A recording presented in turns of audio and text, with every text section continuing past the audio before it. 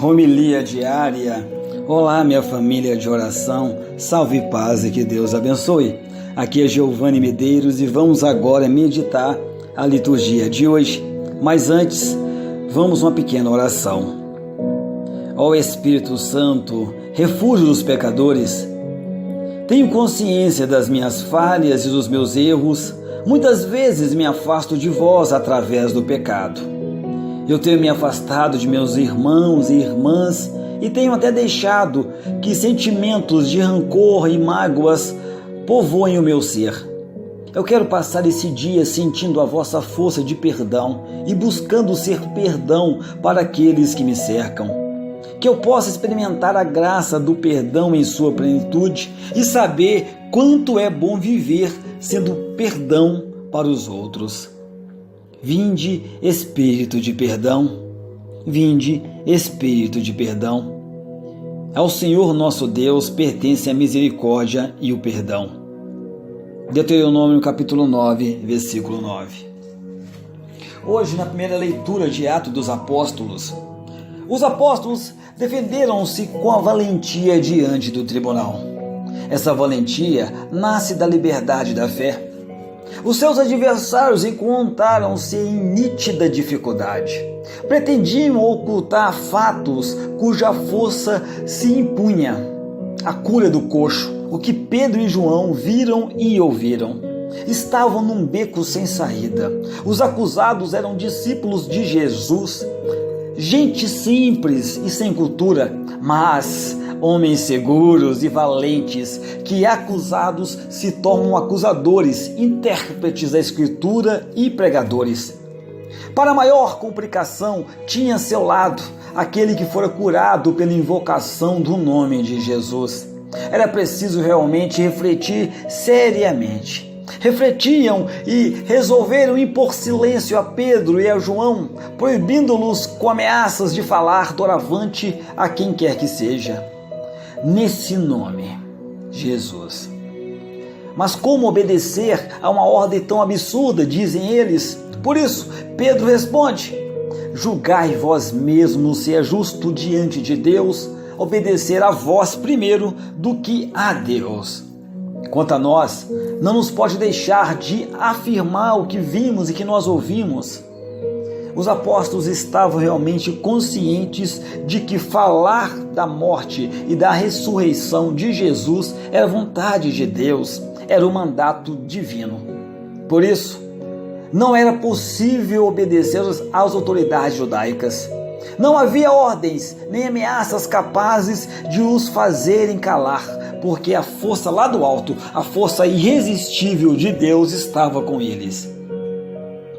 No Evangelho de hoje de Marcos, este texto é um acrescento destinado a concluir o Evangelho de Marcos, escrito ainda na época apostólica e aceite pela igreja.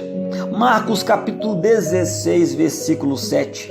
Aludia ao encontro da Galileia que não é descrito.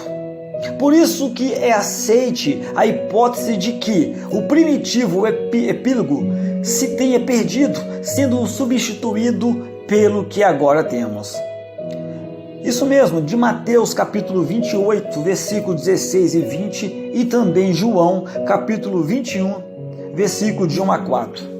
Pois nós sabemos que Jesus ele apareceu aos discípulos na Galileia, onde ele confirmou o grupo dos discípulos, conferindo-lhes a missão universal. Poderia ser este também o conteúdo da folha que se perdeu. Como lá em Lucas capítulo 24, versículo 36 e 43, e também nos Atos dos Apóstolos, capítulo 10, versículo 41, a aparição aos 11 acontece durante uma refeição comunitária. Uma vez mais, como é típico em Marcos, é sublinhada a incredulidade e também a atitude refratária dos discípulos em que darem conta do que aconteceu. Somente a presença direta de Jesus libertará os apóstolos da dureza do seu coração e vai transformar eles em verdadeiros cristãos. A ressurreição não é fruto de imaginação ingênua ou também da sugestão coletiva dos discípulos. É um dom do Pai, aquele que se fez obediente até a morte para salvar toda a humanidade. A fé na ressurreição é também um dom do Senhor aos discípulos. Ao conceder-lhes também, dá o encargo de continuarem a sua missão para que a boa nova chegue a toda a terra. Meditação. A ressurreição é um mistério de fé que encontrou resistências nos apóstolos. Eles não acreditaram. É o refrão que se repete no epílogo do Evangelho de Marcos. Por isso, Jesus tem de lhes censurar a dureza do coração em que não acreditam naqueles que o tinham visto ressuscitado. Também em nós podem surgir resistências à fé na ressurreição. Preferimos as nossas tristezas à alegria da ressurreição?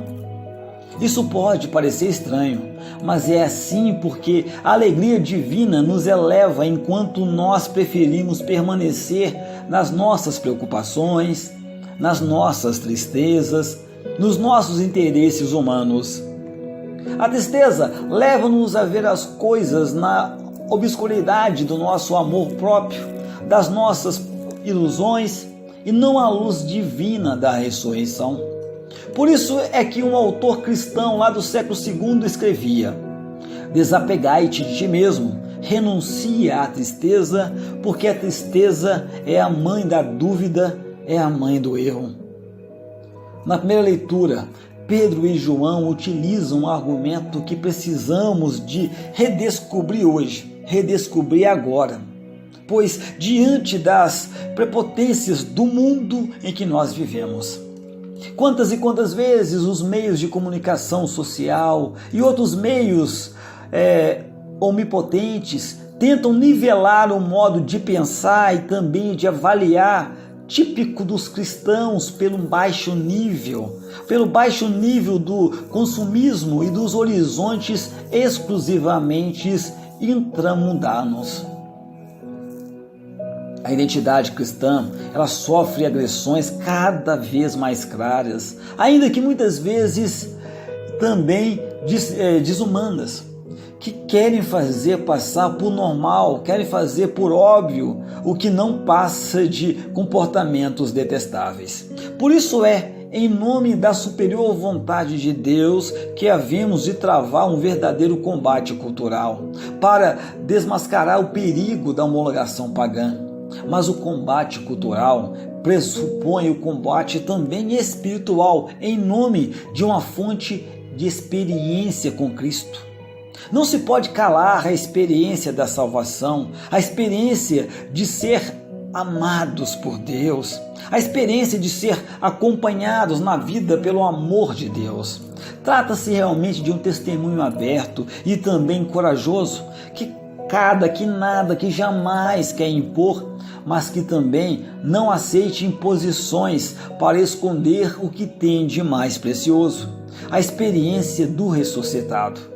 De acordo com os ensinamentos e o exemplo, nós temos que realmente focar na fonte do nosso testemunho profético para um advento de uma nova humanidade em Jesus Cristo.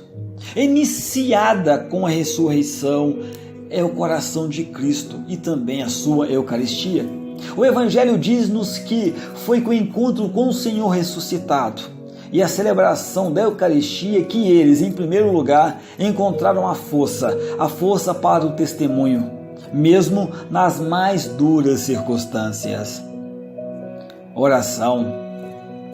Ó Senhor, faz resplandecer sobre a minha mente e sobre o meu coração a luz esplendorosa da Tua santa ressurreição, para que me dê conta de quanto eu obedeço mais aos homens do que a Deus, de quanto eu estou inquinado pela mentalidade dos homens, de quanto eu me deixo levar pelas suas seduções deste mundo e de quanto eu me deixo fascinar pelo canto das sereias.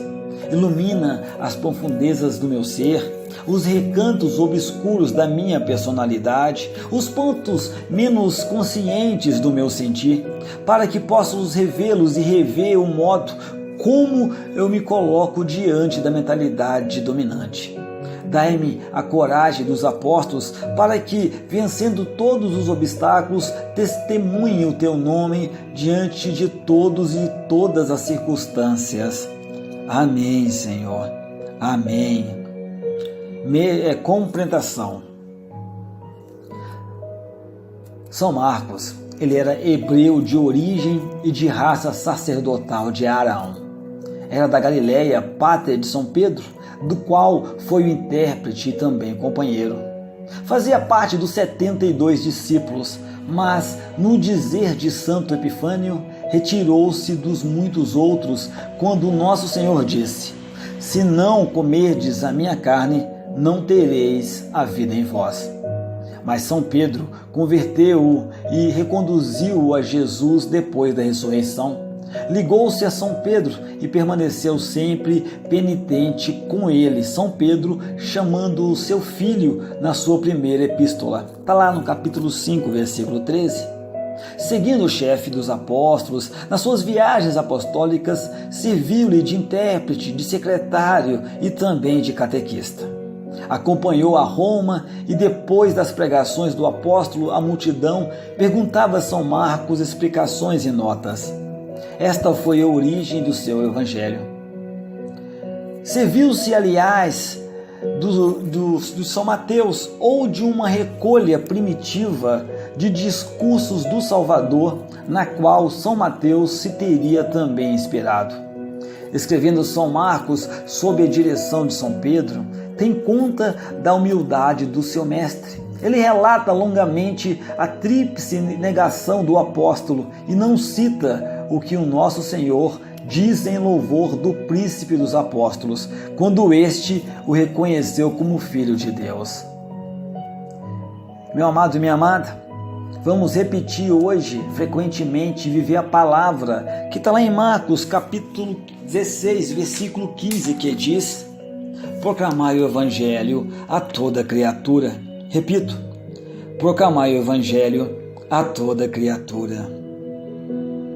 E que o vento sopre suave sobre a vida de todos nós, trazendo cada dia o aroma da paz. Que o fogo aquece nossos corações, deixando-nos cheios de ternura. Que a palavra que sai dos nossos lábios e as que visitarem os nossos ouvidos levem e tragam o som de uma bênção. Que os próximos dias, sejam eles ensolarados ou até mesmo nubrados, permitam a passagem dos raios da luz divina em nossa vida. E que nós, iluminados e aquecidos pelo sol da justiça, sigamos por caminhos de retidão. Que os nossos passos sejam de fé, os nossos gestos sejam de paz, as nossas relações sejam de solidariedade e as nossas palavras sejam de amor. Amém, Senhor. Amém. Salve, paz e que Deus os abençoe. E meu amado e minha amada, nunca, jamais se esqueça. Deus ama muito, muito, muito, muitíssimo você.